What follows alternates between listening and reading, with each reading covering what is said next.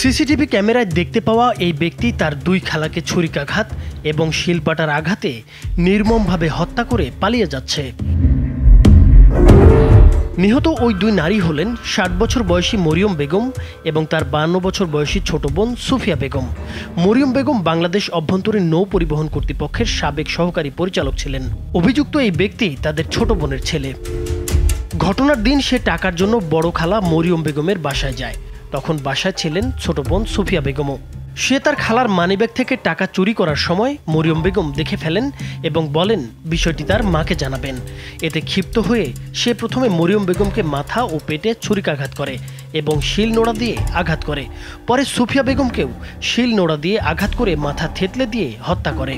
একটি পুরনো বাইসাইকেল কেনার জন্য টাকা সংগ্রহের উদ্দেশ্যে সে তার খালার বাসায় আসে এবং সাইকেলের দাম ৩,০০০ টাকা।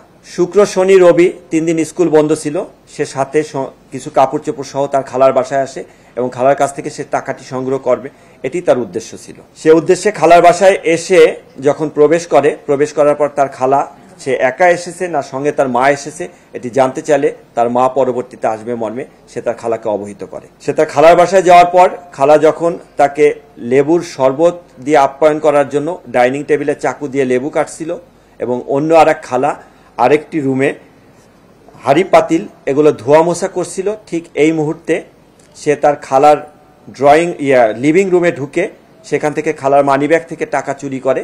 টাকা চুরি করার ঘটনাটি তার খালার চোখে পড়লে তার খালা যখন টাকা চুরির বিষয়টি তাকে চার্জ করে এবং তার মাকে বলে দিবে মর্মে তাকে জানায়, তখন সে দিক বিদিক হয়ে ডাইনিং টেবিলের এখানে এসে ওই চাকু দিয়ে তার খালার পেটে আঘাত করে।